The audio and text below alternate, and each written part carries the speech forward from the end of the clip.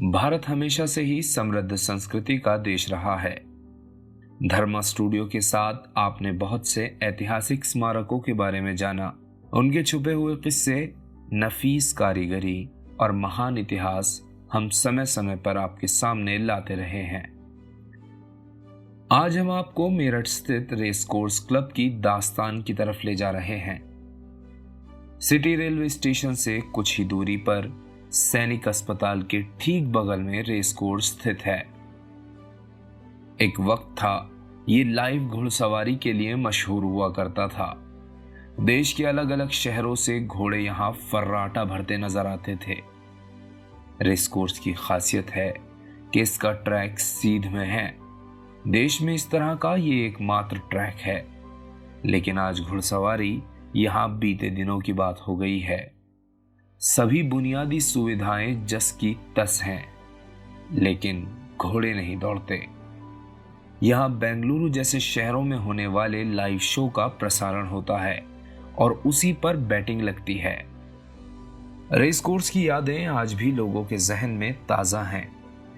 141 साल पहले बने रेस कोर्स क्लब का अपना एक स्वर्णिम इतिहास है। 141 साल पहले चार्ल्स ली थॉमस नाम के अंग्रेज ने इसे बनवाया था।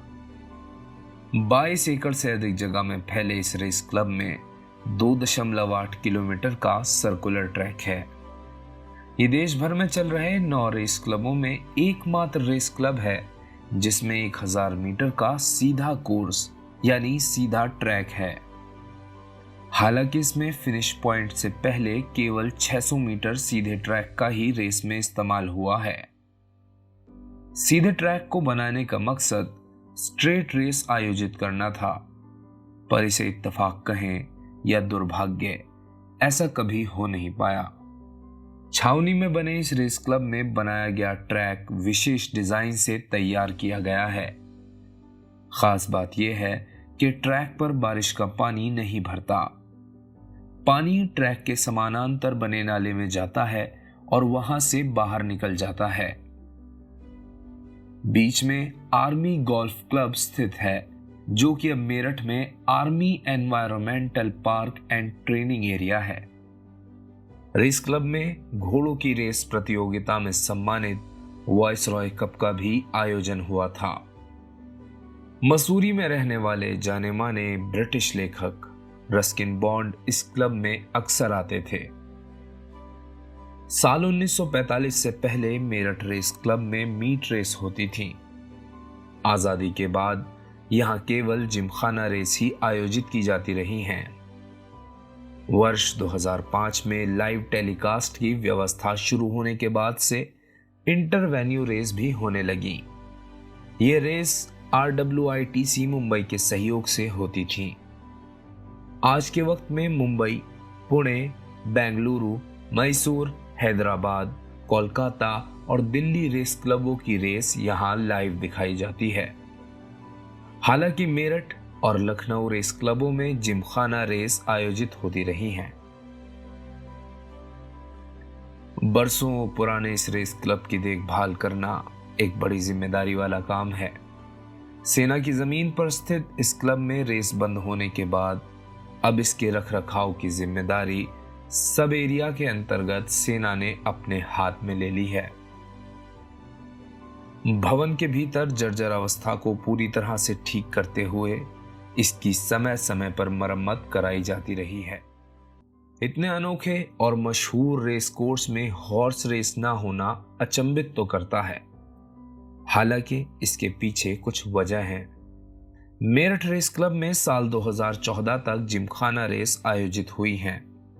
इससे कुछ साल पहले से ही मेरठ शहर के आसपास के क्षेत्रों में स्टड फार्म घटने लगे और घोड़ों की संख्या भी कम होने लगी। इसके साथ ही सबसे बड़ी वजह घोड़ों में ग्लैंडर्स नाम की बीमारी आ गई, जिसके कारण रेस को बंद कर दिया गया। घोड़े वाली बिल्डिंग के नाम से मशहूर कभी रेस क्लब के पास 80 घोड़े और करीब 85 अस्तबल हुआ करते थे।